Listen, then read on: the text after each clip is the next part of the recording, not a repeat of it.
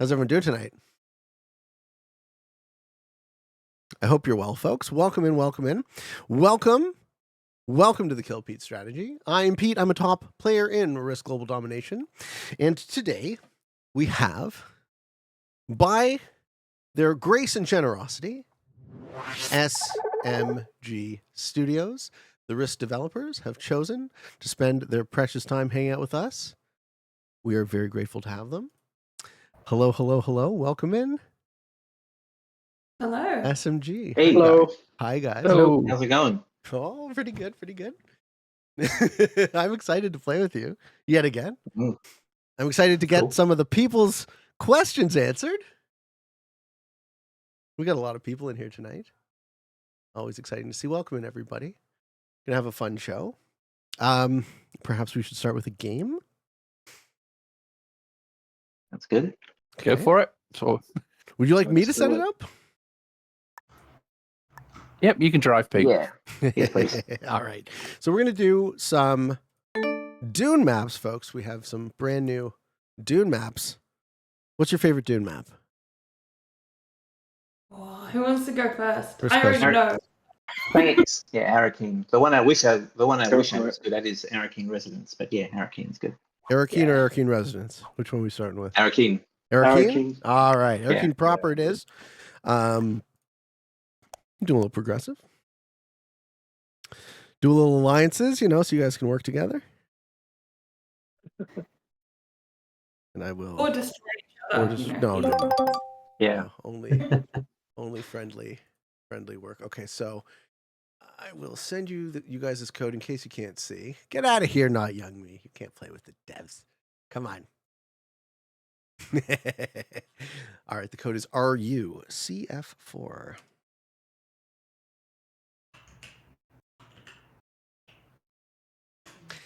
Sweet. Look at all of those red checks. And who are we waiting for? Who's our last? Who's our last victim? Wait, Chlorine, Brett doesn't have the tips. I have like counts from texting, so I won't bother to get them all. Good luck, good luck. So, our first question, and this one was not actually sourced by the people, but we're asking it anyways because I know that this is on top of everyone's mind. What is the best thing about Australia? Do you all love shrimps on the Barbie? Does Santa wear shorts or a woolly tunic around Christmas time? Oh no, Chloe, no. Oh, Chloe. All right, second time's the charm.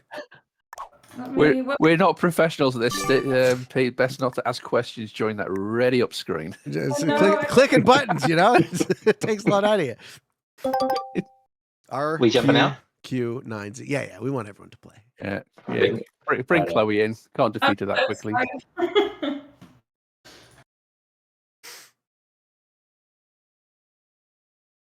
Get out of here. Nice.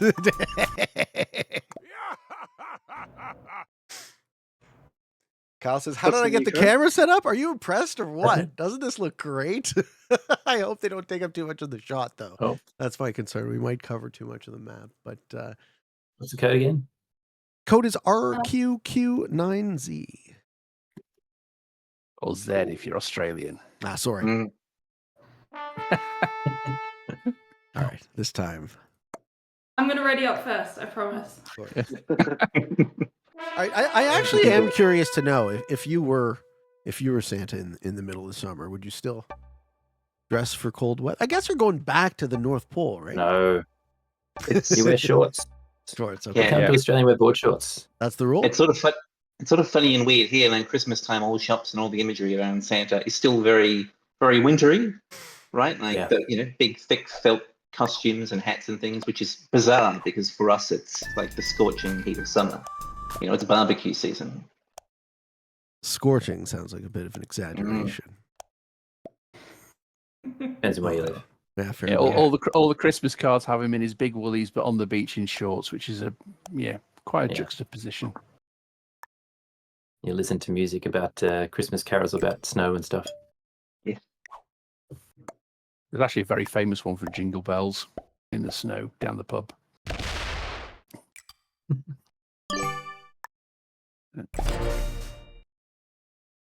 So, what I would like to know is what is all of your favorite games? We have to say Risk, don't we? Do you? Yeah. I just want to say, I don't have a gun to your head about that. You don't have to say. Do I have to limit myself to one? If I take a Risk off, I've got to take Risk off the table. I reckon it'd be, because I've thought about this a little bit in case you asked. I thought it'd be, when I was a young man, it would have been the original UFO Enemy Unknown and Jagged Alliance 2. And as an old man, something called Mordheim City of the Damned. Although I'm not sure many people have heard of that. That's a real Warhammer deep cut. Yeah, I was gonna think it's like a bit of a B-side, but no, the influences and the things that inform you guys, with the design decisions, I find very interesting. Can I ask how long you have been deving? Game deving or deving? Yeah. I mean, yeah, some of us have been with this company for 18 years, deving in various forms. Yeah, some of us are a bit older as well and been deving before that. So we have a range. SMG has a range of people straight out of university or just hobby coders or designers as well. I mean, there's a whole range of staff from the design through QA. All important. It's not just the devs that produce this game. So you have a whole range. The new ideas and the old hats that try and keep things stable. It's a range. Right on. Mm-hmm. Lots of experience. And this question, so preferred console, is that like of today's consoles, or what are we thinking? Preferred consoles of all time? Game Boy. Nice. That's a very classic. I want to say Advance, Dom. Which one? Yeah, sorry, what? Game Boy or Game Boy Advanced? Game Boy Color. Game Boy Color. The OG, yeah. Yeah. I want to say PC, but if we're thinking all time, Game Gear, and that was massively Virtual underrated. Boy. Oh, Yeah. Virtual Boy was so bad. I remember playing it at a Toys R Us, and it gave me a headache immediately. I feel like you've got to have like a little love for your first console, and mine was a SNES, so I don't know. Super Nintendo has got to be. Oh. Because it was the one I played my first games on. Don't tell me I'm the old man here. We had an old NES. I still have one, actually. Still works too. If Nice. you're not jealous of your friend's Pong game, then no, you're not the old man. No, Pete. fair enough. That's quite a memory, huh? It is a memory. Were you any good at it? Friends in Scotland. No, it's only when we visited, we were able to go all the time and see how much we could squeeze in while parents were chatting for half an hour. But yeah, that's the first one I probably remember. Yeah. But after that, it was just PCs when everything came out with PCs for me. First thing we had as a Spectrum. kid was an Intellivision, which I forget who. Someone in chat probably can answer this for me. Who produced Intellivision? What? But it was like the same era as Atari. Also, I'm gonna hit that, but you get a one turn warning there. No, you can move through me, right? It's all good.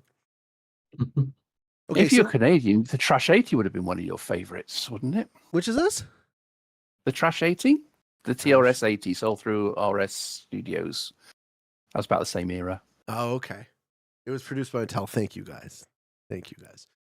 All right, so what we did was we sourced a bunch of questions from all sorts of places. I asked a bunch of content creators what they would like to know, what you can answer. I'm not trying to cross any lines, so please feel free to decline. But we did send them out your way, and this is what I got back, guys. So this is the stuff that hopefully doesn't lead us to a conversational dead end.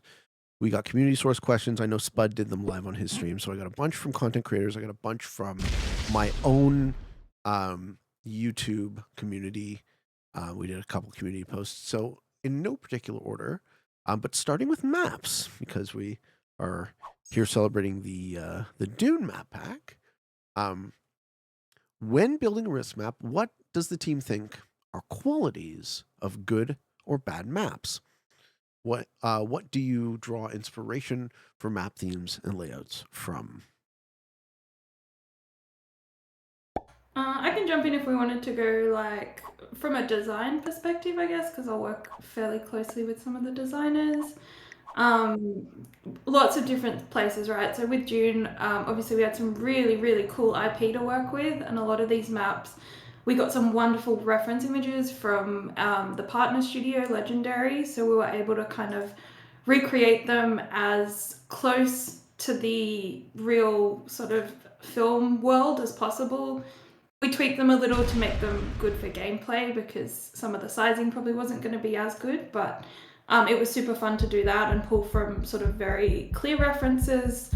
But then some of our other maps have actually just been completely team idea generated. So the Resistor is Futile map pack, which is one of my favorite ones. I loved all the concepts for that. That was actually like a whole team brainstorm. A lot of those ideas came directly from the devs, and I think they worked really, really well. So yeah, different sources, right? We'll love to work with IP, but also just as a team coming up with ideas together can be some of the most fun maps to make. Yeah, I can imagine that this one was particularly enjoyable because of all the hype around the movies. And just the IP in general, right? Dune is so super cool. So, what sort of other things do you guys use to draw inspiration from vis-a-vis maps? Oh no! No! That's my vibe.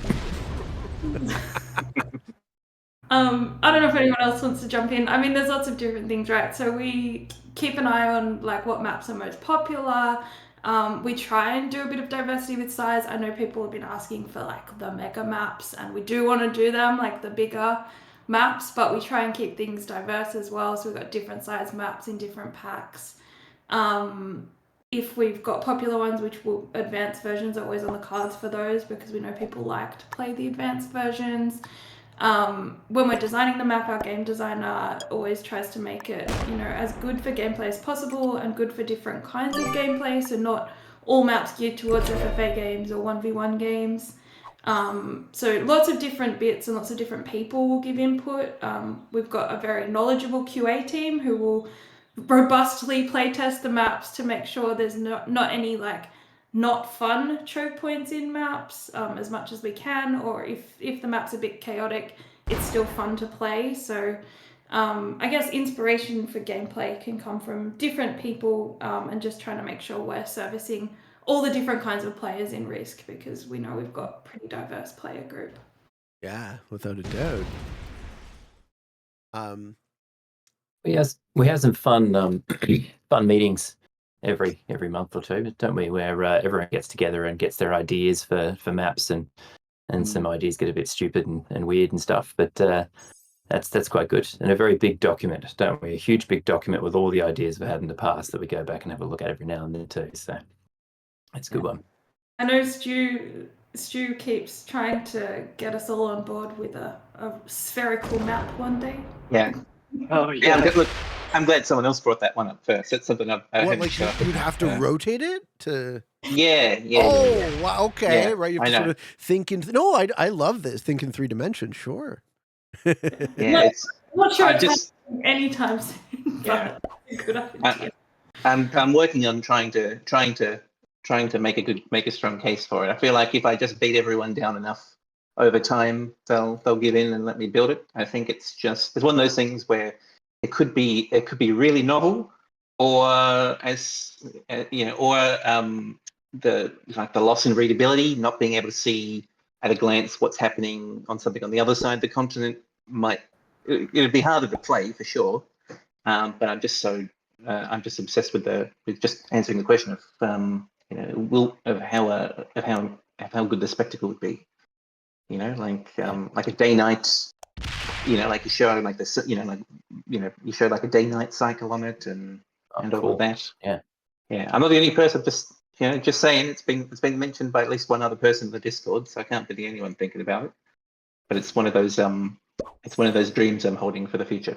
Well, one of the things I've found that if you just repeat yourself enough, it eventually becomes the truth, right? So sounds like you're on the right track. Yeah. Eventually, my plan with most things is eventually, if you talk long enough, people will agree just to shut you up, right? Yeah. It would be the loudest guy yelling into the microphone, right? Do you all have a favorite map? Ooh. Don't say Alcatraz. No, I feel compelled to say any map that has Australia with Tasmania in it. Yep. All right. So that's it. So I love like the advanced like Australia, with anything that has Tasmania. Just representing for Taz, yes. Exactly. In the original Risk, Tasmania wasn't there, and I remember what was it? There was a thread someone showed, like it was an episode of Bluey where someone showed like they must have been playing what looked like a game of Risk, and you could see on it on the little drawing they had of the world map, you could see that Australia was on it and it had Tassie, and then I pointed it out and someone said they had fixed it and they've removed it. So it's a bit of an ongoing joke that the island didn't make it. Oh, I mean, poor New Zealand isn't even on the original Risk board at all. Oh, yeah. It's a rough one. We're a state, they're a country, Superfluous islands, really. Nobody cares about this part of the world. Come on. Anyone else? Any other favorite maps? Mine's orbital objectives. I really loved that space map. I love jumping around the solar system. I really liked the Imperium map for the same reason. I don't know. I just find that very satisfying to play. I've still got a soft spot for emergency calls only too. That was the first. I think that was the first map I ever implemented, and I took the assignment too literally. When coming up with the names, because it was based on like an old phone, and so I started looking up like the manuals from like Chinese factories that manufactured them to find out like what were the names of different chips and components, and just took that bit way too seriously to the point where I was trying to name every resistor correctly. So I've still got a soft spot for that one. Yeah, I liked those visually. They were very cool looking maps. Yeah. Oh, the rubber. It was during like a game, like a play testing session with like devs and QA, and the artists when we were just sort of pitching in ways, just spitballing as we were playing it. And I was always sort of came up with the idea of the rubber mat with the screwdriver and the screws in it to give it this like meta context, and that just changed it all for me. Just loved how it looked. Yeah, that screwdriver stood out to me as well. Or the one with orbital objectives where you can actually like pan back quite far and see that it's just a display. Was this like Operation Atom or something? That was super neat. Oh yeah. Yeah. The space console thing that our art team came up with that, and that was really cool when they first showed it, because it was just kind of an idea that they had and they rolled with it. All right, so this one I feel I smell this one was a plant, but we're gonna go with it because I think I know the answer. When playtesting the game, is there a specific dev who's the best at Risk? Do they influence how you approach map designs to allow for that skill expression? I don't know if gonna answer this Yeah, one. sorry, look. Very Josh. It's Josh. When we first saw this question, I just said, So all alliances are against Josh for a reason. Yeah, Josh is our other producer, and he is an online chess player as well. Oh, cool. So he's probably one of our. Master chess player, right? Yeah, something along those lines. What are the chances we can get him into some tournaments? You'd have to ask him. I don't know. Yeah. Peer pressure him into it. Every time we do one of these, I keep begging him, like, can he play for me? Right. And I'll just speak over the top, right? Like, can he just be my ringer? I think he'd make quite an impression. My first week with the company, we were playtesting Portals at the time, and he it was it was a game of 5 or 6 of us, and everyone was ganging up on him, and he still beat everybody. And I found out afterwards he was also, while beating everybody, also beating everybody individually at individual games of chess while he was playing us. So yeah, so we've got to drag him in. Yeah, sometime. but with the playtesting though, we tend to have lots of discussions and just to see how people feel when they play the maps, as well as make it kind of skill based. So we've got a specific game designer who will do the kind of a first design pass on maps based on his knowledge and understanding of the game and what he thinks would be fun for most players. But then we'll do quite a lot of rounds of playtesting of the maps with the QA team, and they're Josh helps with that, but our QA team also, we've got some very kind of senior members there who've been playing the game for a really long time and working with us for a really long time. So we'll kind of go based on their assessment of the if it's a fun map to play for higher skill levels, Grandmasters. And then we also love to get feedback from the community. So we've been doing more beta testing since about mid-2022 and trying to get all the maps in front of our beta testers who are sourced directly from the community. We love to get that feedback just to make sure that the maps are going to be fun for you guys, especially the higher skill players. So that's probably the best way to articulate how we kind of account for that. Yeah, and just as an aside, I would say that our community run tournaments are always. I'm super vocal in trying to get as many people to join us as possible. Right? I love it. I have a ton of fun. So that's one of the things I really represent for, and we would absolutely love to have the devs come play with us if you so choose. Right? The invite is always there. Please, please, please come and have fun with us if you can find the time. Okay. What does the team focus on when designing a new map outside of things like making it unique / art-wise? Do things like pathing, card blocking, number of connections influence the design? Or are you guys thinking of that kind of secondary? Do they take a back seat to the theme? So with this one, it depends on the map. With the Dune maps, we probably had to be a little bit more, prioritize the theme a little bit more, just because we're trying to be very true to the IP. But they definitely don't, things like the connectors, that kind of stuff doesn't take a backseat at all. In fact, we've redesigned maps if they're not playing well completely visually, because the most important thing to us is that it's fun to play. It needs to look nice too, and we want it to look really cool and have a really good concept and story if we can include that. But at the end of the day, we want the map to play well, so that's always going to be the priority. Right on, yeah.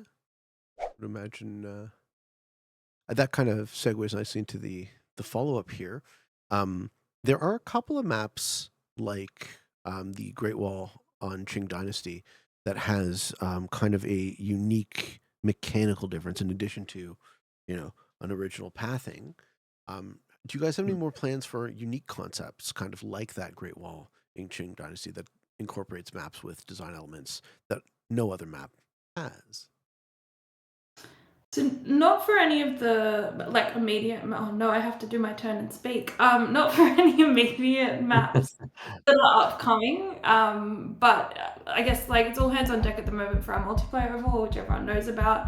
And the way we're doing that, I just missed my turn. The way we're doing that is it involves a lot of kind of rewriting of some of the core game logic, just to open us up to be able to do some really cool things on maps and maybe have some more unique features or environmental elements in maps at some stage, not in the immediate future, but way down the line. It's definitely something we'd all be interested in doing, because it would be a really cool addition to the game, I think. Oh yeah, I agree. And I also say, more maps the better, right? I'm really happy to see them being produced with regularity. That must actually take a ton of work, so it's really really rewarding to have new content every couple of months. That's much appreciated. I'm sure not just by me. Moving on from maps, we'd like to ask about communication. Are you guys thinking about implementing a chat feature? Could it be limited, perhaps, with some sort of age restriction? I think we've talked about this, but at the moment, we want to create like a family safe gameplay, and so we've decided just to stay with the emotes at the moment and not allow any like direct chat system. But I think we plan on adding a bit more like emotes down the line, so that we can allow players to have more expression and communicate with other people in a safe manner. Yeah, and I mean that's the real crux of it, right? Is that I know a lot of folks maybe have a expectation of Risk being a lot about the ability to communicate, and if we were able to communicate with each other just a little bit nicer, that would go a lot more easy. But Yeah. I think this is the real concern, right? Is that we want, I would assume you guys would want the widest possible audience, which means that you do have to put some limits to the, the possible levels of vitriol that could be spewed when somebody's bonus gets broken. Yeah, it's easy to take this for granted, but like once you've got free text chat in a game, you like the moderation burden becomes enormous, and like I think it was when we implemented the like canned messages you can send, that seems to have been received pretty well, and that was sort of the first batch of those. So we're probably I'm hoping we'll implement more of those. Maybe I think one of the questions involved that we got involved making them like mode specific or contextual to the kind of game you're playing, which would be a pretty cool idea. If we had a button that would click to open and populate all of those at once, even, right? Like the things I would look for is one of the big things I think we're missing from the Alliance chat as an example is the question, right? Do you want to do this with me? Now the community has kind of worked with a series of thumbs up and thumbs down. Hey, hit them, yes, no, yes, sort of thing, to kind of suss out that confirmation. But to just have things like, right now we have I'm sorry, which as a red-blooded Canadian, I'm happy to see at the very base of the chat options. But that's something that I've really liked to advocate for historically. Is give me a sorry, just in case. Nobody's perfect, right? So as far as emotes go, then, are we looking to add more emotes or phrases, even if only for certain modes, to make communication easier? Yeah, definitely. So emotes are on the cards eventually. We want to just add some more canned responses we haven't specifically spoken about, but I think, obviously once we're through kind of the crunchy part of our development this year, there's a whole bunch of things we want to do. And we know the community want better ways to be able to communicate, and we want to facilitate that as much as we can without going down the kind of direct chat feature route. So all those different things, emotes, canned responses, and even different ways to use them, we'll definitely be considering. Nice. Yeah, more communication would help as far as a lot of, I would say, this game at the highest level, once you get over understanding dice and probability, is just how do you negotiate with people. So the ability to communicate while obviously having, real sensible moderation concerns is key to, improving the user experience of this game at the higher level. Do we have plans for a chat log to see past sent emotes in case you missed them? Like, could we add that maybe to the battle log? No plans right now, but if it's requested, obviously something we can consider. But yeah, with some of these, I know we've had a lot of questions of sort of, are there plans to implement this feature? Right now it is really just core focus on getting all our infrastructure overhaul, getting the rewrites that we need to get done. And then after that, kind of reassessing where we're at and what's now possible with the kind of 4.0 version of Risk. So yeah, again, no hard and fast plans for that specific feature, but we're going to sort of be reassessing everything towards the latter half of this year once we're done with 4.0, and seeing what we can actually do and what features are being requested and what we want to do as a dev team as well. So lots of things to think about, basically. Well, and seeing as how you brought it up, what can you tell us about, and obviously nothing that you can't, but what can you tell us about the network overhaul plans? I'll let Alrighty, Stu so yeah, so let's I'll let yeah. you take this one. So we can just block out the next 60 minutes, right? Robbie and I have got this. So yeah, like the amount of code that we're touching here can't be understated. Like obviously, like Risk was originally built as a very different game. Like so it didn't have networking or anything. So networking was sort of tacked on. A few years after the fact. There we go. I'm defeated. Fantastic.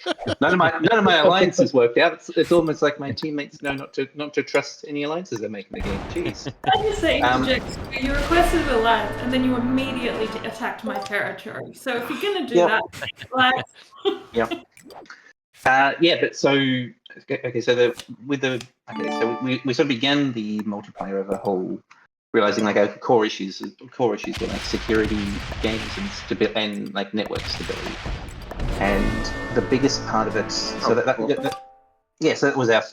was our first concern, and the biggest part was designing what we needed that would help us like faster iterate with new features and improvements, and also like react by owning our own networking, owning our own servers more. So we designed like a server authoritative solution, which we spent months doing like prototyping and like solution design concepting, and we just live for a long time, like especially Dawn and Robbie and I just live in like flowchart diagrams and pictures to each other, and it looks very like murderboardy, strings and weird notes that seem confusing everywhere. But it's been really exciting because we're doing it the best way we possibly can, which is our own servers, our own server code, and we're also I shouldn't say completely. We're rewriting or refactoring much of the game code because all of the game logic used to run on the client, which is why which is the cause of a lot of instability and cheating issues and stuff like that. So moving all of that so it could run, locally or on a server, it's an enormous undertaking, but it's been really fantastic for us because it's a chance to do it the way you would want. It's a way to do it to build it the way you would really want to, knowing what Risk is and what we hope it will become. So the thing I keep saying the thing I had written on a sticky note, if I ever had to explain to someone why it's so much work, is it really is an investment in the future of Risk. We're really in the thick of it right now. Robbie can probably. Yeah, I think you've said the main part, which is the Risk originally was a client-only game, and it's to explain the difference is the original Risk sent status messages, as in this is the state of the game. So when you had a zombie attack and you were also doing your draft phase, which immediately followed a zombie outbreak, then those two messages were all sent at exactly the same time to all the users. We can't do that. We need to split it off into here is the zombie attack, here is the outcome of the zombie attack, here is the territory I'm attacking, here is a response to the attack. All needs to be individual messages that go through. So we're changing the underlying technology in a very significant way. On the other hand, that gives us a lot more control over what we're going to be doing in the future. So when previously we may have, for example, we talked about emotes in chat or in battle logs. When the emote happens, that could have been mixed in with some other message. Oh, by the way, an emote has happened. Everything was sort of mixed in because it was all you needed for a client-only driven game. But now we're splitting off here the message. Here is the emote. Here is the attack. Everything will be separate. So theoretically, we should be able to potentially put that into battle log if we could find a nice way of doing it. There's the other bit that we had. Stu was concentrating on the actual communication. We also have the whole infrastructure behind this, servers that we host to make sure that they're all secure, they're resilient. We try and have Risk as 100% uptime game. It's not possible for 100%, but we try our best. We don't want to stop multiplayer games because we need to do a server update. So we need to make sure that we can do server updates behind the scenes without anyone ever noticing. So there's a whole process of testing and coding and resilience going on. If a server dies, computers do die. If a server dies, then a new one just pops up and no one ever notices. That's our aim. There's a lot of technology that's going into doing this overhaul. Yeah, that does sound like it. That sounds like Yeah. a massive, massive shift. Do we Yeah, like Stu said- Arakeen Residence as well? Was that the other one we wanted to play? Yeah, I think that was Stu's. Yeah. Okay. Well, it was sort of the You just opposite. throw it Actually. up. It's the one that I'll never be good at because it's such an intimidating map. But let's do it. This one? Why? What's so Right. intimidating about I'll lose anyway. it? Well, not with that attitude. I mean, like, it's a bit of a self-fulfilling prophecy. You can't count yourself out yet. It's very, I don't know. It's I don't know. It's probably because it reminds me of the movie a little bit. Like there's not a lot of really obvious, easy bottlenecks. Like no matter which it's sort fairly of quadrant symmetrical. you're going to take. Right. Yeah, like you're gonna be like fighting on 3 fronts at the beginning, so it's a real bloodbath. All right. Well, I mean, some bloodbath can still be fun if you're the one. Yeah. You're the one drawing depends the if you're the blood, path or the so to water. speak. Yes. Yeah. Yeah. All right. Well, We need an ID. Where's the ID gone? can continue whereabouts we were. Okay, so we have a couple of concerns. 2YVYK. Oh, sorry. What is it again? 2YVYK. Okay, cool. Thank you. Can I show you guys the stats to the people briefly? Do you have any stats? No, you guys play on other accounts, right? Stats No. 4? Oh, In Development Risk. account. In No. yeah, Risk. these are development accounts. It's just Yeah, staging, yeah. okay. Yeah. Ready up, please. Ready up. So we have a number of concerns, and these ones have been boiled down to things that you guys can address. So, number one, are there any problems to solve the stalemating nature of Risk? Would SMG consider adding a draw feature where players can propose a draw in a game that has stalemated? So this question we had a lot of discussion about actually, and I guess there's a couple of ways we're trying to approach it. So one of them is with even just with our map design for like future maps. But a draw feature, like it's not something we thought about, but when it was suggested, we're like, oh, that could actually be really cool. Again, it's something we need to consider alongside the features we've already got planned and like prioritizing all that boring producer stuff. But yeah, it's not something we haven't ruled out, I guess. I think we're probably more interested in trying to tackle things like speeding up gameplay or changing game durations as the next kind of piece to tackle once we're through the multiplayer work. But yeah, for stalemate, I guess map design, we try and tackle it a little bit, but would look to new features in future if it's something the community wanted. Yeah, I'm guessing that that would be. I mean, one of the ways that jumps out to my mind is some sort of alternative mode or alternative win con like mission Risk. That can help which stalemating. very interesting to people on the team. So there's different ways we could tackle it, and I think it's just about us like figuring out what we want to do first, really. Yeah, I think a draw is a cool idea. I don't actually know where I land on that. I'm of two minds. But when I read that question at the first glance, it was like, are there any plans to stop the stalemating nature of Risk? It's like, well, stalemating's in the nature, right? So the implication that it's kind of inherent to the game a bit. Yeah, I think someone said, well, I guess players need to take a risk. But Never heard that one before. Yeah, part of the discussion we had. Okay, so obviously the devs are aware of the issues with capitals. Are there plans to look into the dice rolls on balance splits for caps? Right, so since the last few months, since we've been doing as I said, like we've been refactoring like enormous swaths of the app and moving all the logic that used to run only on the front end in the actual app to a to a more of a headless environment that could run locally on a server, and part of that is dice as well. So as we've sort of been porting the dice, we've realized that some of the changing context now will affect what our options are with dice. See, like in the past, the dice, particularly, like it seems like a lot of the issue people have had with Blitz is the large scale approximations used for very large battles. Because this was originally, these algorithms were written, 5 to 7 years ago for, and intended to, to not slow down, low end devices from back then. So obviously, the context has changed. And a part of that will be interesting. I can't be sure about it yet, but is we had like a built-in caching system. Like we pre-calculated. I'm going to have to try and pretend to take a turn. We had like a cache of like pre-calculating like the odds of specific configurations of battles from say 0 or like 1v1 all the way up to to every iteration up to 50v50 or something like this.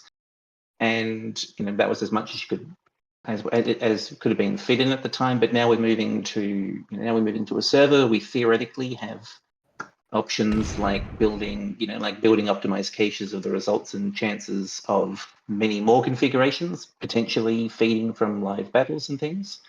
So there's a lot of it's not going to be a very satisfying answer, but since the context for for these approximations has changed completely, we're very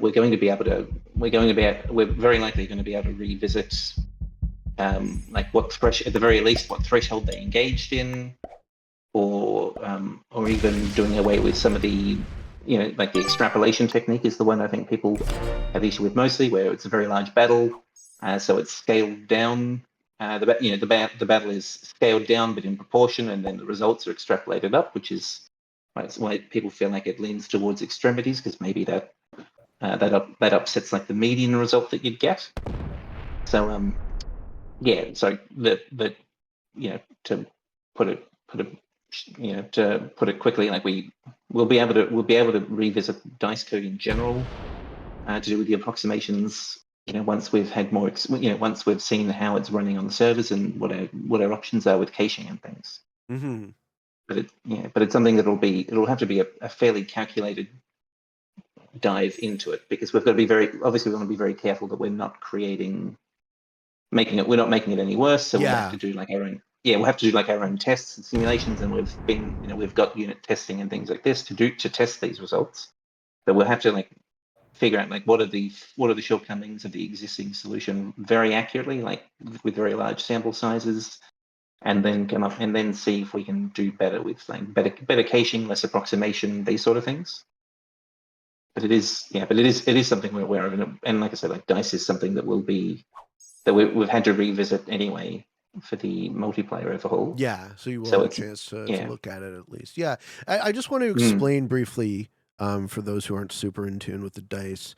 One of the issues with capitals, the reason this question is being asked, one of the issues with capitals is you sometimes end up with extremely unlikely events occurring as far as probability goes, because they're using this approximation rather than doing the entire rolling 1,000 troops into 1,000 capital. You're not going to do that. You're going to calculate it and then extrapolate, and that can, from time to time, result in very unlikely things occurring more frequently than you would expect them to. And people who play a lot of Risk are fairly in tune with probability, so you probably get this a lot. But I'm glad to hear that it's going to get worked on and ideally visited and thought about. So that is some reason for optimism. We have to be honest, though. Whilst we're very, very wary of changing that code because of, like, say, the impacts. So we won't be touching it until we've got the multiplayer stuff done. Okay. There's an order of operations here. We have to get the multiplayer first. Yeah. We can't risk breaking something. Do you have a sense? Do you have a sense of how soon that's going to be? Yeah, so we haven't got dates to give you just yet, but we've got some set times now for when we want to start doing testing. So because we're changing quite a lot, we obviously want to do some very controlled testing with people who know the game the best, being the community and the beta testers. So we're actually planning an alpha test, which is really just going to be quite simple, but checking that all of the kind of refactoring or rewriting of the app, the code in the actual game and the gameplay logic is working as intended in an alpha test that we want to get out around June. And then around July, we want to get everyone in for an actual beta test of the new multiplayer system. So obviously things can change, but that's what we're aiming for at the moment. We're trying to be really careful with this overhaul because we don't want to, it's obviously very complicated. It's changing a lot of the game, rewriting a lot of fundamental core parts of the game. So we want to see how our testing goes with the community first, make sure everything's looking really stable, working as intended. And then that's when we'll settle on our release for that update. Okay. And as far as feedback goes, the community at large, but also creators and tournament organizers such as myself, and I know Kyle has been very adamant as well. We would be very happy to have any opportunity to work with you guys on a design level or just talk about it, because we love this game and we just want to see it be as successful as possible. Yeah, we definitely actually want to open up the beta testing. Like, we'll open it up and let people apply again for these rounds of testing, because we want to get as many people, especially in different places around the world, because that's really good for our server testing, to jump on board. So we'll be opening that up again. Definitely invite all the content creators, all the tourney and event organizers to jump on board when we do that, because that's wonderful. Yeah. Okay, so moving on from concerns, we have a couple of requests. I'm sure you're inundated with them. Request for a search bar for the maps. That's an interesting one. Yeah, so search bar, interesting one. We don't have a plan for a search bar per se. However, we've just kind of, we're working on it in the background while the dev team is focused pretty much 100% on this multiplayer overhaul. We're doing a bit of work to redesign the map selection screen. So that is something we want to try and roll out. Not soon, but at some point sort of over the next 12 months. So changing that entire map selection screen, because it's not the greatest at the moment, and that the new designs are factoring in things like being able to have a list of the maps that you like to play, or having better categorization, more information on that screen as well. So there's lots of different things in there to help people navigate map selection a lot easier than it currently is set up. Search bar, not right now, but something to take into consideration. Yeah, lots of little things, I'm sure. With infinite time, we could have an infinite map, and that's the next question here. How are we thinking about larger maps? The largest map in the game is Command Base C1X at exactly 100 territories. Have you guys thought about creating bigger maps? Yes, is the short answer to this question. Cool. So we do want to try and get some bigger maps in. Again, the Dune ones, we wanted to be as true to the story and the film as possible. But obviously we've got our own maps to work on now. So we're hoping to get some bigger ones in. And we do keep track of what's most popular, what the most played maps are, and then what size they are, to see what you guys like to play. So it's definitely, we're very aware that the big maps are being requested. Okay. The corollary with that, to my mind, would be if we have an enormous map, we might need to fill it with more players. What are the chances of having a mode with more than 6? Is that possible? Network overhaul first, of course, but would that be something that we could foreseeably see?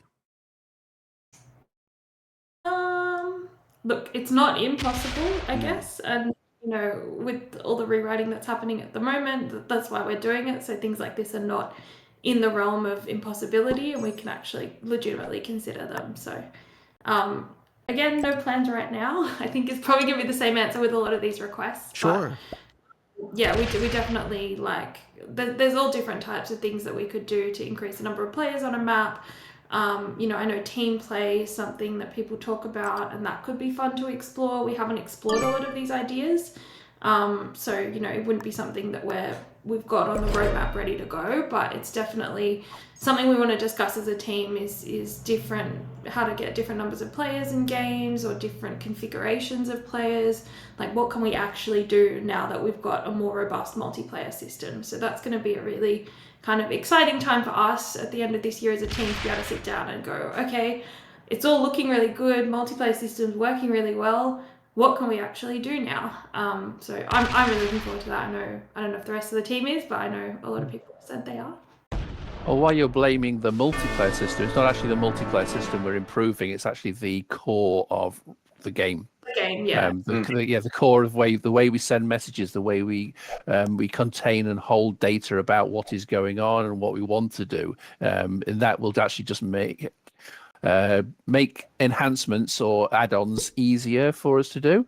Of course, some of the things you're talking about actually go outside the core of the game, such as keeping extra data or processing completely new bits of information. But yeah, the multiplayer stuff will actually open up a lot because it's not just multiplayer; it is the core game. Core game as well, yeah. Good call out. And there'll be some unique design challenges when you have. I can't go 30 seconds without reminding everyone of async multiplayer, but like lots and lots of players or enormous maps is the sort of thing where I'd really want to have async multiplayer working for it, because imagine being, I don't know, like someone we heard the other day what the longest recorded game, or at least that we're aware of Risk has ever gone on for was it hours or days? Oh, it's got to be over 24 hours. Yeah, there was one. Someone mentioned there was one that went for more than 24 hours, which just blows my mind. Just the logistics of how that works for anybody. But yeah, I guess what we said, like a lot of the focus on the core of the game with the networking. That's why it's such a big endeavor, because it's restructuring the game not to be like a local game and then tacked on multiplayer, but everything is treated as if it's a multiplayer game, basically. Like every action you perform is performing the same way offline as it would online, which from a dev point of view is really exciting, because it means that the code execution will become much more linear. Like there'll be less bizarre edge cases that you can only get by the stars aligning and this player joining in that order or whatever. Like much less obtuse bugs is at least the goal. My bonus. Can I just point out, I'm really disappointed in this game because I started in a really strong position. I've blown it by missing 2 moves because you keep asking questions, Pete. I'm slick. I'm slick like that. That's all. Oh, my move! I gotta go. Part of my plan. Yeah. I keep thinking naturally we're all just going to gang up on Pete, right? But somehow you should. I highly recommend it. If I were you, I would. Have you guys thought? Have you guys thought about any new game mode? Don't pay attention to the man behind the curtain. Just keep answering the questions, all right? Rob, betrayal. Yes, it happened. But seriously, have we been thinking about game modes? Like, I think one of the things, if I could put my tournament organizer hat on for a moment, one of the things that would help us immensely, probably the single most thing that would help us run more viable Risk competitions is more modes, right? Just different win cons. We don't often see a lot of speed blitz, but things like 70% is highly represented. If there was something, I figured as much. If there was something with caps that could solve it from being an intractable stalemate, and then the other thing is zombies is always very popular. So we tend to see 3 of our modes be overrepresented, I would say, in competition. What do we have? What do we have on the horizon?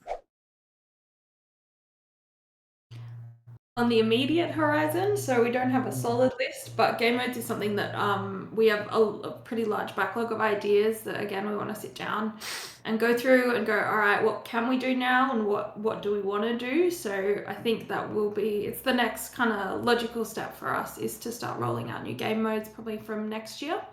Awesome. You know, around that time.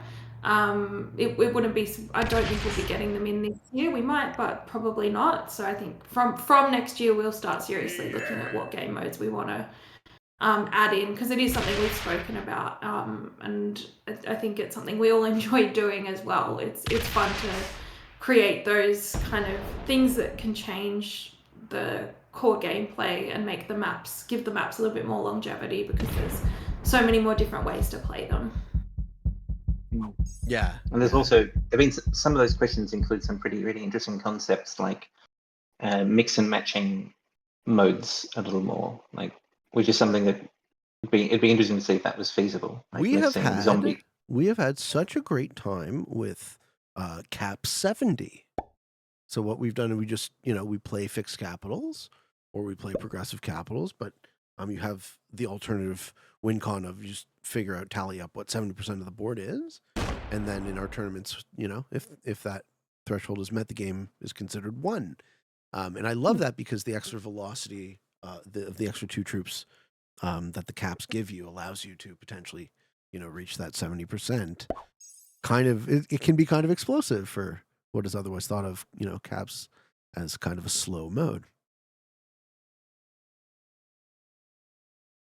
But yeah, lots. I know. I'm sure you're inundated with options, right? Okay, Yeah, so we have a huge sheet of all the ideas together. It's actually quite a scary sheet. One I would day love we're to gonna- see it. I would love to. We've see got It's to about rattle like it down. 200 slides, right? Yeah. It's Yeah. huge. 200 and counting, Dom. Yeah, Yes. it's quite a big one. Takes a while to open up as well. Is someone gonna wipe Pete out in that corner, Rob? Where do you I keep can't. I'm trying to. I can't. So you got to break yellow. He's going to win the game. I've got no cards because I missed 2 turns when I didn't do any attacking, so I'm missing down 2 cards. So I'm not getting my troops otherwise. And then Pete got 10 troops, shoved them in the corner up there. I did. I'm trying to hide. Yeah. Don't kill me, Sorry. and I'll make it worth your while. Oh, look at me! I'm Oh, still on the board. Must be nice. How about I give you one of these? How does everyone feel about that? Just good vibes through and through. Come on. Okay. Moving on, we have a question about the ranking system. Is it possible to have separate leaderboards for different game modes? And I would say, I mean, the obvious answer, I'm sure it's possible. The question is it desirable? Is it something that you guys have been considering? Different ranking leaderboards or different statistical leaderboards? I think it's for different modes. So there is a cohort of players that I'm actually not sold on what side I fall, that think that it's just impossible to come up with a fair general rank for risk. And in lieu of that, what you might want to do is separate the leaderboards by mode, right? This is the best fixed world on player. This is the best caps player, etc. What do you guys think about that? We do make available certain leaderboards for different game modes, which is just the pure stat. It's not the ranking style leaderboard. It's just a statistical leaderboard. Who played the most, won the most, even right down to the number of troops lost, troops beaten, and things like that. They're available. They're not actually inside the game. They're on a web site that we have behind the game. You can get there from the leaderboard. So we do make quite a lot of those stats available. As for a ranking system using those, thank you, bye-bye. A ranking system using those stats, we haven't considered. Again, we could put that into the pile if there was enough demand for it. One of the things we also want to always bear in mind is it's not just the multiplayer users we're trying to keep happy, they're the single player. Most of the people who play Risk, Global Domination, are single player games. And we want to be able to give them the experience and the stats that keep them interested as well. So ranking doesn't really help them.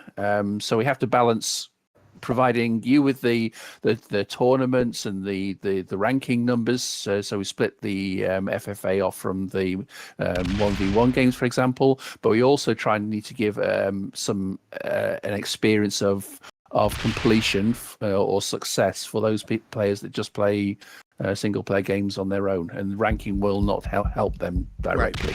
Yeah. Yeah, it makes sense. I mean, it's most of these questions, I think folks have to understand, most of these questions just involve trade-offs.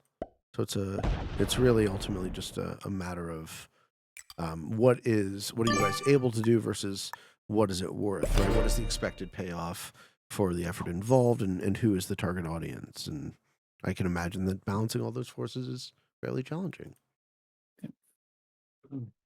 Okay, I love this question. This is something that is very near and dear to me.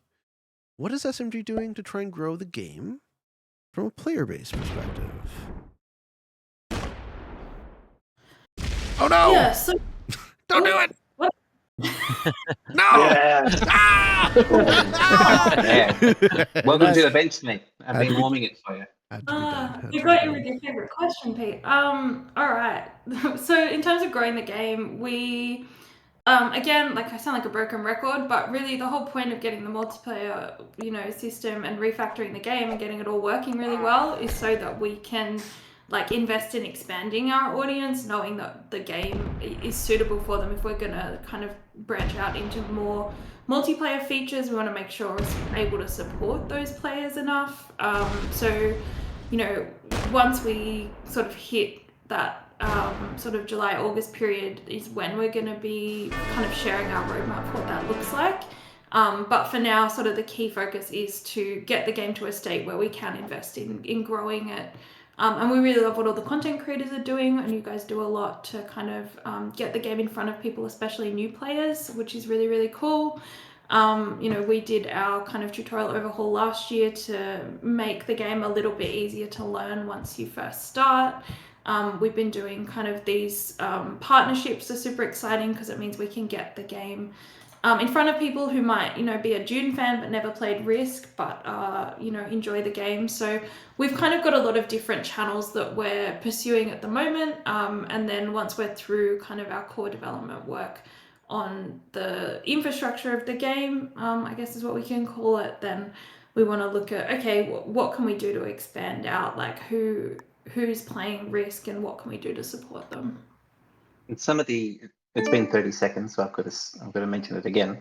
Some of the features that we're doing all this for, I actually believe are, will grow an audience. Like I very firmly believe that in a turn-based, especially on anything that feels like a tabletop game, async multiplayer is another audience, in my opinion. Like personally, there's people in other time zones who I would love to be able to play, in like a play-by-mail style way, that I just wouldn't be able to get to tear away an hour of their lives to play with me in real time. Yeah.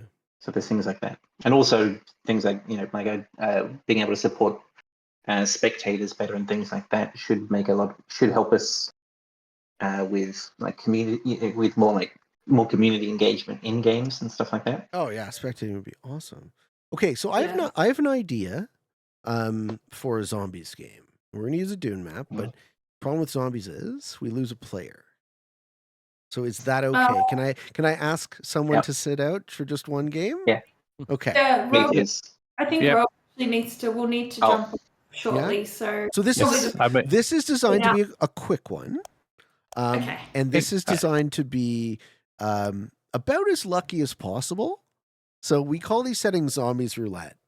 And we use a really, really small map. So I picked a reasonably small map, but one of the Dune maps, of course. And here we go. I'll post the code. And unfortunately, it is a 5-player game. So whomever draws the straw can sit out. But RTB I was out first, so I'll sit 5A.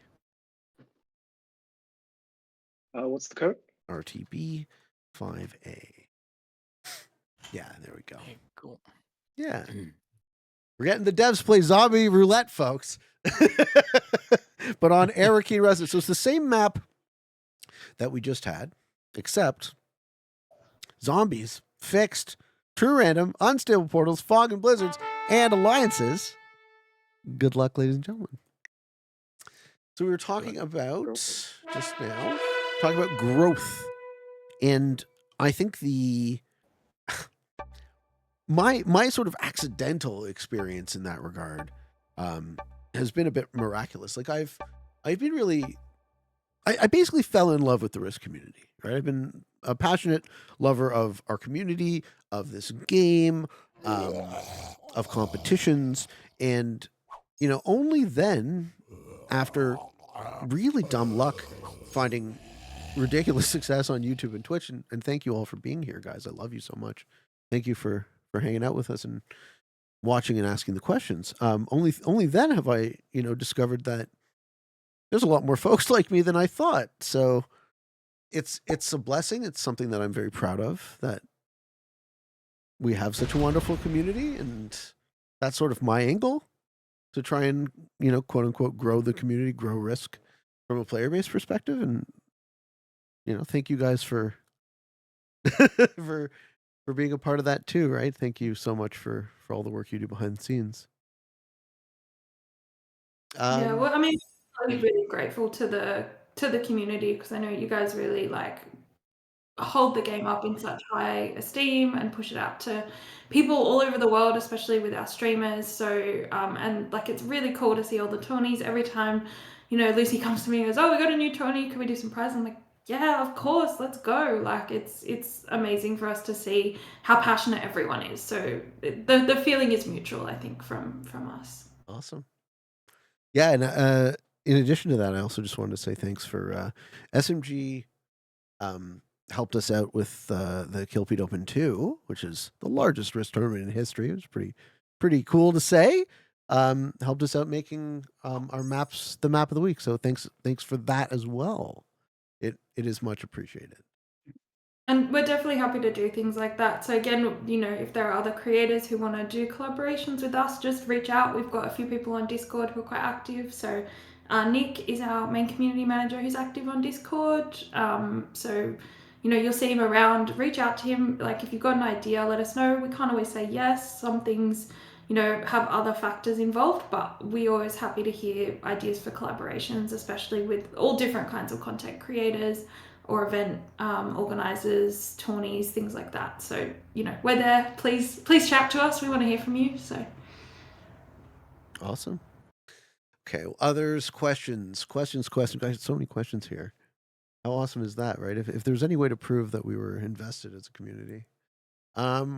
Okay, if SMG doesn't have to work on bug fixes, network update monetization features, i.e. cosmetics, what prospective enhancements most excite or intrigue you? Can I say it again? yeah, go for it. If you It's been another 30 seconds. Yeah, async multiplayer. Come on. Yes. There's nothing more nerve-wracking than me than having a time limit to take a turn. I want to take a week. I want to go for a walk in the park and think about a move. So yeah, I can't wait to do that. Infinite clock. Yeah. I have there is a mode that we started working on about 2 to 3 years ago that Brett will remember very well. I can't say what it is because he'll get all excited. But there's something just tell me privately. I won't tell anyone. Not going to go there. But it's one of those ideas that's in the pool that I want to persuade everyone to get involved on behind the scenes. So yeah, I've got my own personal goals as well for the game. Excellent. Yeah, it would be a good one. I'd be excited to do that. I think mine's map specific modes.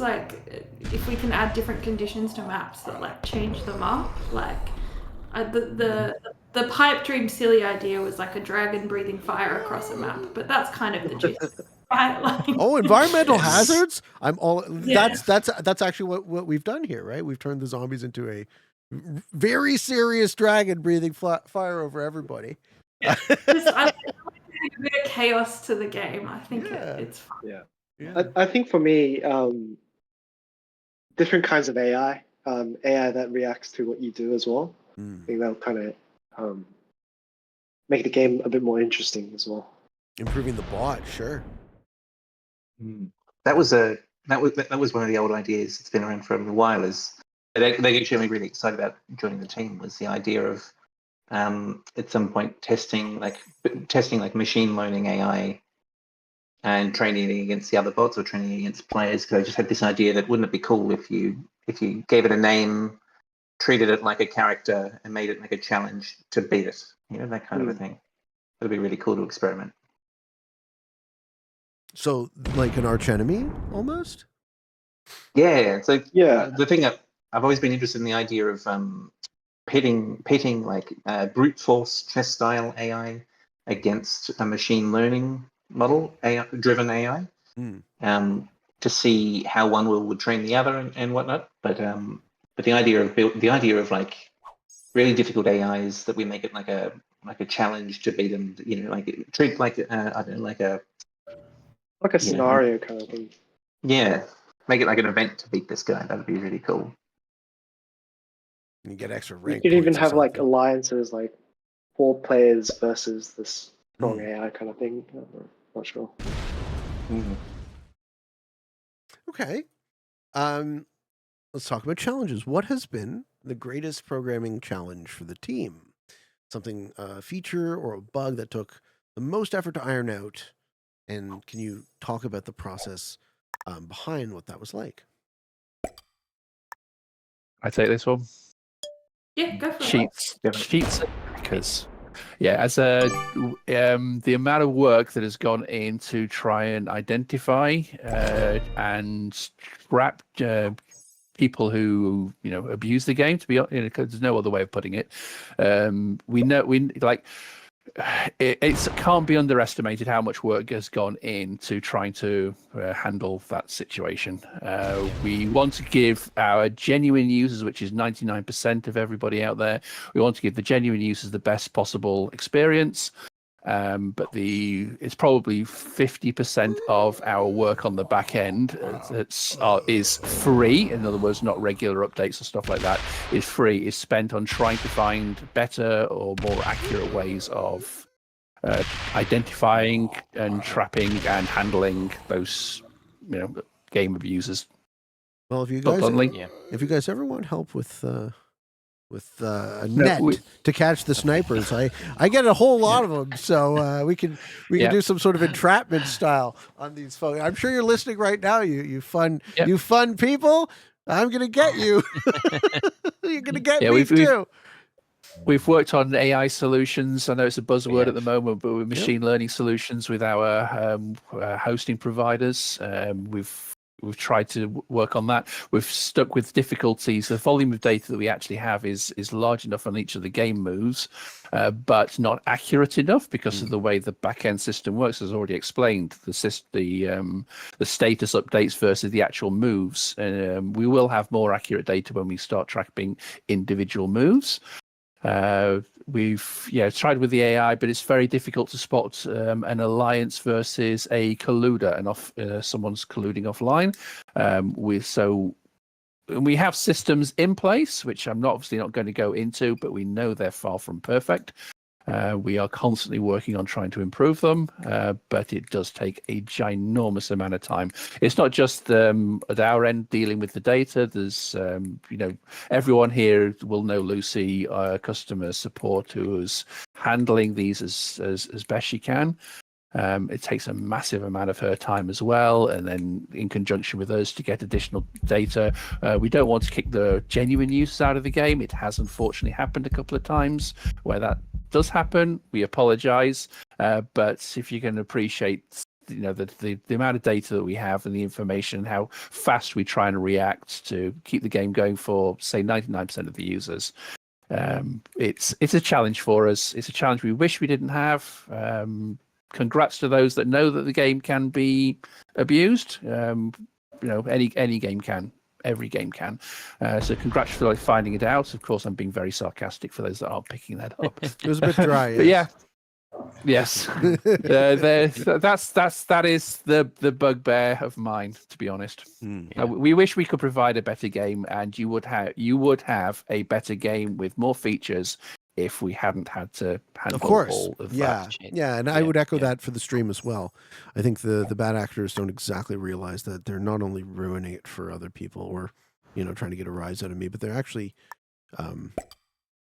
making me kind of want to stream less, and that makes less show for everybody. So Yeah. I often you have a message of positivity on the show, and it's something that I like to remind everyone it's much, much easier to destroy than to create. And that's kind of a theme of this conversation, the relentless effort that you guys are putting in to make this game as good as it is isn't invisible to me, because I have dedicated, this is March 2024, I've dedicated essentially 4 years of my life now with your game as my main hobby, and what a tremendous ride it has been. Like, I would have never imagined to be able to make a very reasonable living doing this sort of thing, and having fun and connecting with so many talented people around the world. I feel like one of the luckiest guys ever, and I do have to thank you guys, for the work you do. Oh, we actually have the same on our side. We enjoy making this game. Right on. Yeah. That's the honest truth. So I've been in this before the game was released. I was right on the early phases. It's great to see how the game has progressed, developed, and yeah, it is wonderful to actually program on it.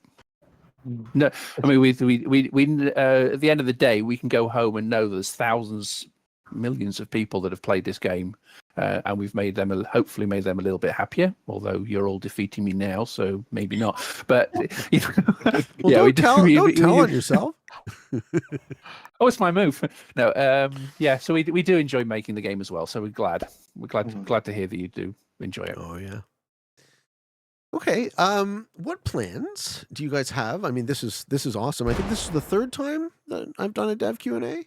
What plans do you guys have to expand your interaction with the player base so that you can be in touch with the experiences and desires of the Risk community at large?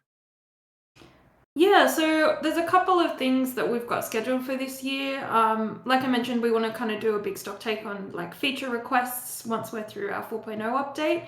So we're looking at putting together a survey for players, like a big one where we actually collect, like I know we've got a lot of channels where we collect ideas, but just getting kind of an up-to-date sense check of what people are wanting now. Is going to be super helpful for us, so that's something to look out for. We obviously want to do more Q&As, so I think this year we set ourselves the goal of trying to get one out, every 2 or so months. So we did one earlier in the year, doing this one now. We'll do another one probably across a few different channels, just so we can hit different audiences as well. So people who might not be as active on the Discord, maybe we'll go out to Reddit or somewhere else, or do our own videos, like just more Q&A opportunities, because we do like doing these. They're super fun for the team, and it's good for us to answer questions directly. So we definitely want to do more Q&As, and we're open to doing that with other content creators as well as yourself, Pete. Obviously, we love playing with you, but if there's other creators who are interested, I'd encourage them to reach out to us. Same with events, so any new events that the community want to do, we're always happy to hear about them and see what we can do to get involved, be that setting up maps for you guys for a specific tourney, or just jumping in and doing any in-game prizes. We'll keep featuring streamers, so we have a streamer feature that we can do where we can schedule people in to be featured on the app, and we love doing that. So if there are any newer content creators, even if you're not as big as Pete, we'd still love to hear from you and feature you in the app as well. So we really want to kind of share the love there. But yeah, lots of other kind of little bits and pieces. So helping out where we can with events, working with content creators, Q&As, and then just putting out our own videos and trying to keep the roadmap out a bit more regularly so that you guys know what's going on and what we're working on. And same goes to other Risk content creators and tournament organizers. I don't know if you guys, if you're kind of newer to the scene and you don't know me and you don't know what I stand for, I just want to be on the record to say I do really love this community and I want to stand by that. So I want you guys to reach out to me, say, hey, Pete, I'm hosting this tournament. Can you can you shout it out? Can you get me some signups? You know, or ask me some questions about Twitch or YouTube. Or, you know, I'm basically an open book to the Risk community. I'm here to help and support and be a positive force as much as possible. How about, so we've had a couple of devs in my Twitch chat. If you guys have one or two more questions that maybe we haven't gotten to, Nick or I saw Lucy chatting earlier, throw them up because I'm pretty sure this game is almost over. Ready?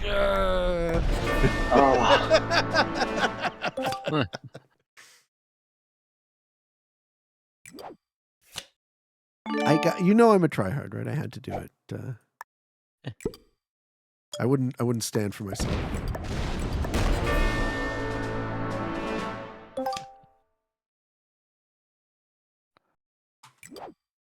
Now I just have to beat the zombies.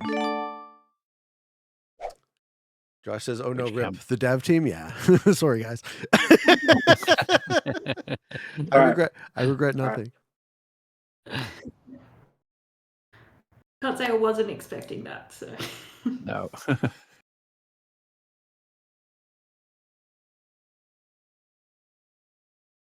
Nick says, "Surprise Pikachu when Pete wins." Yeah, very surprised, shocking, even shocked and appalled.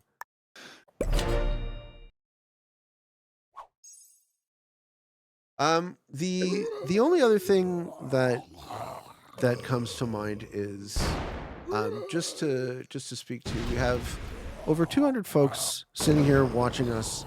This video is going to get, you know, tens of thousands of views on YouTube. So, what's the one you guys said about the slider? Can we talk about the slider? This is the one that the audience is screaming at. Can we touch on it for a second? Yeah, the slider. Yeah. Yeah, we've just we know kind of what the issue or the request is around the blitz slider. Again, it's one of those features where we have to be really careful making a change because we do have to balance that kind of feature request with what's going to work for a majority of players in the game if it's something that permanently affects the blitz slider, any change that we make, or we look, you know, we're also just a bit cautious about kind of splitting things out and making it too granular and overcomplicating it. So we've discussed it. We haven't really settled as a team on what we think the best course of action is. Yeah, that's sort of where that one's at the moment. All right. Well, I definitely want to be respectful of all of your guys' time. I want to say thank you very much for this conversation, folks.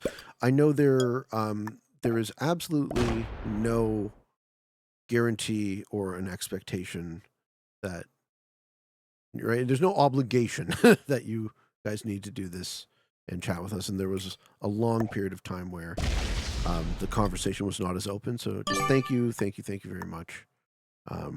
This means a lot to me. You know, this game, this community. I really, really appreciate it. Thanks for having us, Pete. Like we want to be as open as we can. Really, we're not. You know, we all love the game and we're all working hard on it. So that's sort of the main thing for us, is to make sure that the community knows that and knows that we just want to make it the best game possible for you guys.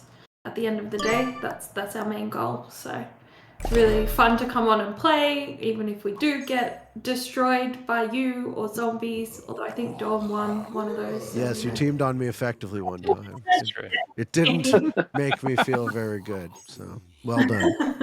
My feelings, folks. The inner tryhard is weeping.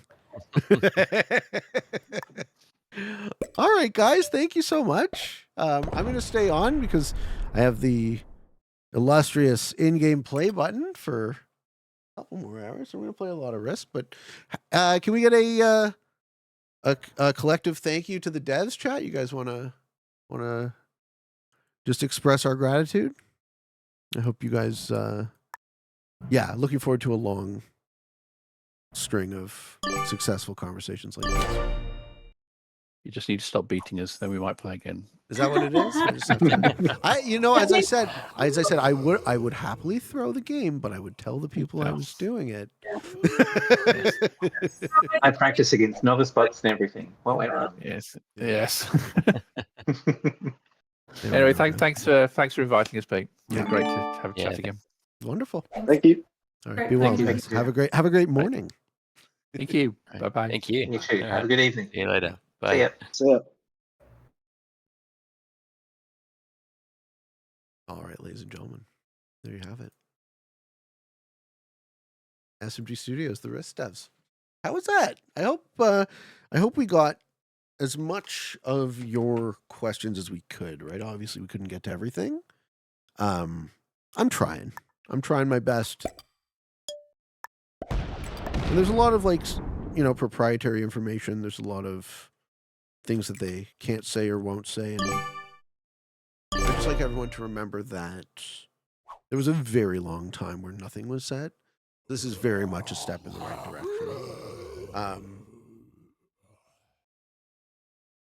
So we're gonna smack the ever-loving crap out of the zombies, and then I'm gonna have a beverage, and then we're gonna see if we can do a little bit more promotion. So, yeah, I should have mentioned that I was very happy to. That was one thing I missed. I should mention that I'm very, very happy to be considered for some sort of design. Ooh, we break here, don't we? I just smack. We just go for smack time. I don't know. I don't think I have the juice, folks. Do I lose to the zombies? Oh no! Oh no! Don't worry, Pete. You never lose. You never lose to the zombies. You're the most undead guy ever. Oh no! Ladies and gentlemen. Well done, my friend. Oh, thank you. I'd like to say thank you to Leech for the raid there. I missed that. I haven't been as attentive to chat as I normally have. So thank you to Leech a little for that raid. Appreciate you. Thank you to Hen for the sub, to NPL Newmaster 69. Thank you to Paradox Salad. Thank you to everyone throwing down the biddies. I gotta fix my Streamlabs here because I'm not getting a record of the bit donations, but the support is very, very, very much appreciated, and you guys know that I certainly don't feel any obligation. Hey, thank you, Zango Bango. All right. I think it's fitting that nobody wins this game, but the relentless army of the undead. I missed a Q&A. Will it be uploaded to YouTube? Yes, it will. Yes, it absolutely will. And a dude straight to boot. All right.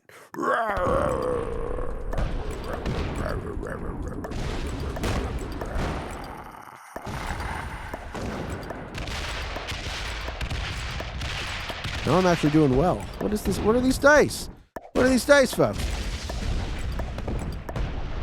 Map is too small. Shall not defeat the zombies, not even with this amount of zeal. Becky says, can you ask the devs if the zombies have camera animations turned on, or did I miss it? You missed it.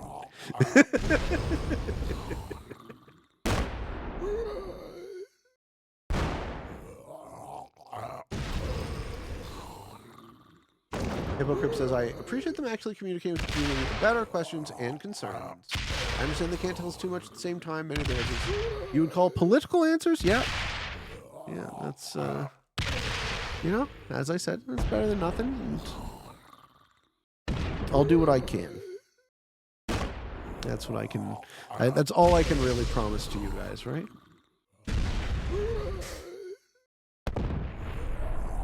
So, are the zombies even gonna kill me mercifully, or we don't even have the mercy?